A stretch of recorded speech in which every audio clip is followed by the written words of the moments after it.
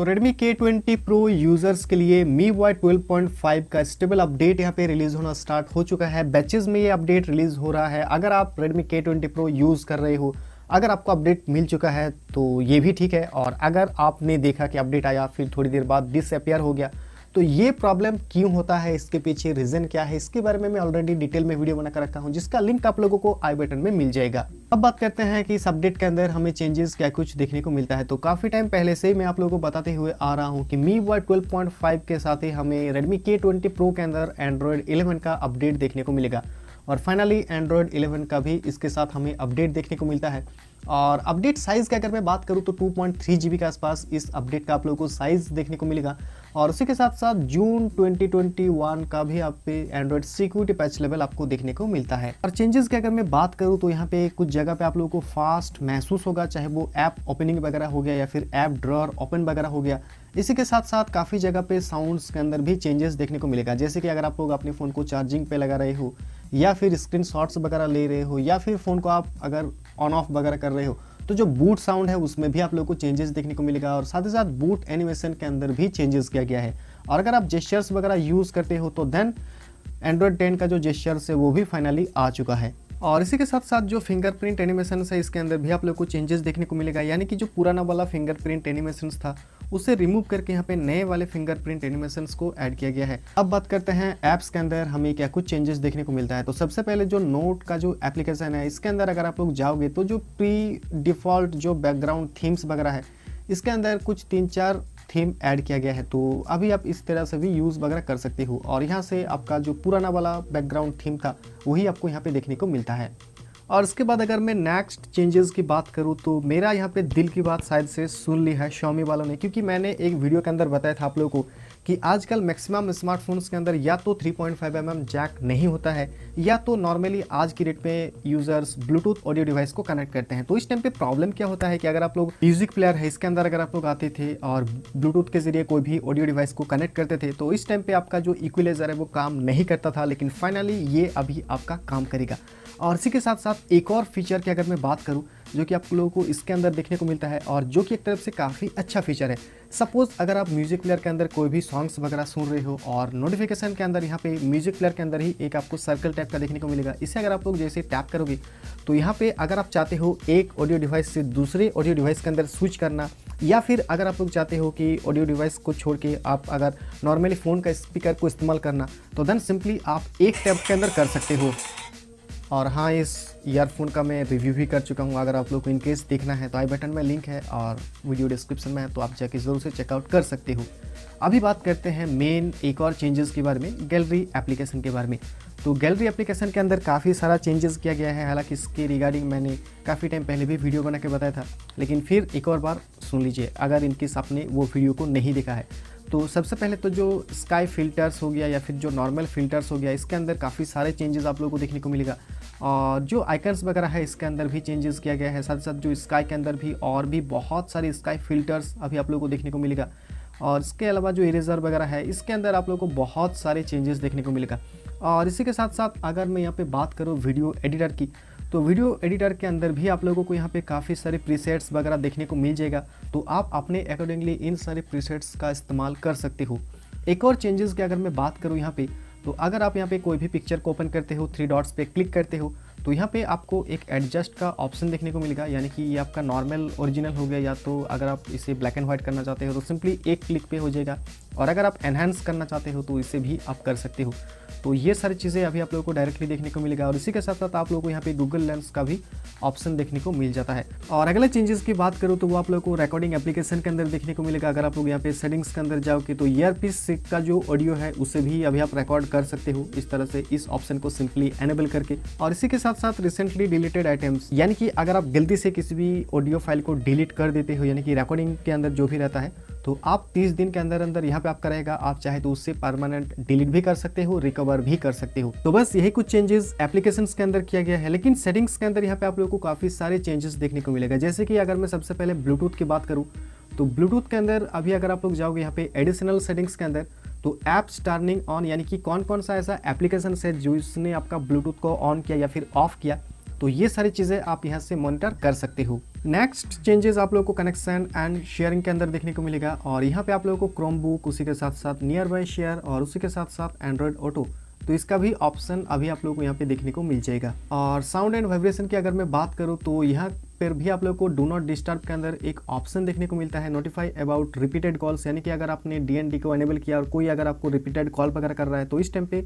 आपको नोटिफाई कर देगा। तो ये भी एक बहुत ही अच्छा फीचर है मेरे ख्याल से। नेक्स्ट चेंजेस यहाँ पे नोटिफिकेशन एंड कंट्रोल सेंटर के अंदर किया गया है। तो अगर आप पुराना वाला कंट्रोल सेंटर स्टाइल अगर आप पसंद करते थे या फिर नए वाला, तो पिछले के अंदर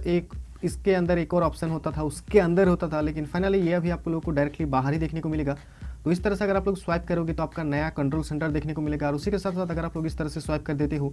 तो जितने भी ऐप का नोटिफिकेशन वगैरह है उसका आप इस्तेमाल कर सकते हो। और इसी के साथ साथ अगर आप लोग इसे स्लाइड करते हो तो देन आपका जो ब्राइटनेस स्लाइडर है वो आपका एकदम से नीचे नहीं जाएगा। तो इस तरह से भी आप जो आपका नया कंट्रोल सेंटर है इसका इस्तेमाल कर सकते हो। लेकिन यहाँ पे जो एक चीज़ अभी भी नहीं आया है, डेटा मॉनिटर, जी हाँ, जो हमें पुराने वाले कंट्रोल सेंटर के अंदर ही देखने को मिलता है। तो इसीलिए मेरा फेवरेट आज की डेट में भी ओल्ड वाला है। और अगले चेंजेस की बात करूँ तो वो आप लोग को वॉलपेपर के अंदर देखने को मिलेगा, फिर प्रोफाइल और फिर आप अगर वॉलपेपर और फिर सुपर वॉलपेपर के अंदर जाते हो तो यहाँ पे आप लोग को और 3 नए तरीके का सुपर वॉलपेपर्स देखने को मिलेगा। नेक्स्ट चेंजेस की बात करूँ तो वो आप लोगों को यहाँ पे पासवर्ड एंड सिक्योरिटी के अंदर देखने को मिलेगा, देन फिंगरप्रिंट अनलॉक,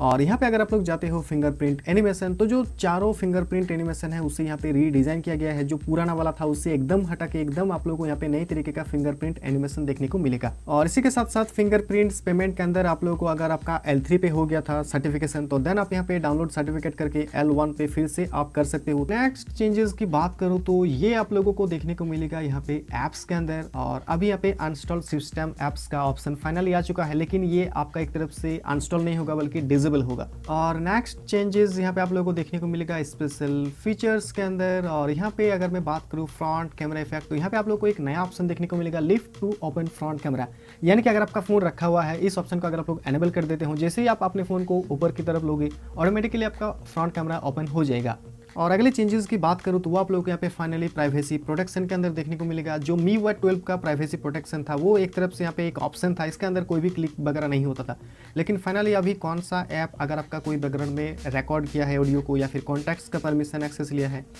या फिर स्टोरेज का लिया है, तो वो सारा चीज़ें अभी आप देख सकती हो। और साथ ही साथ नेटवर्क के अंदर भी जो प्राइवेसी मास्क वगैरह है, इन सारा का ऑप्शन भी अभी आप लोग को डायरेक्टली देखने को मिल जाएगा।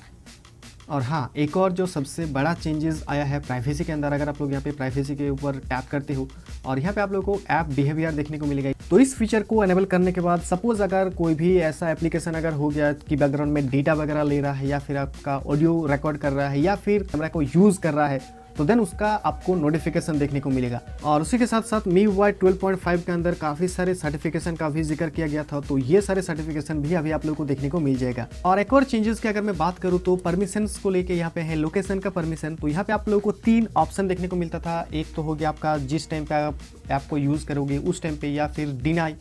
या फिर हमेशा के लिए। लेकिन यहाँ पे एक और जो नया ऑप्शन आपको देखने को मिलता है वो यही है कि आप जिस टाइम पे, यानी कि सिर्फ इसी टाइम के लिए आप अगर देना चाहते हो, तो ये ऑप्शन भी अभी आप लोगों को देखने को मिलेगा। और ये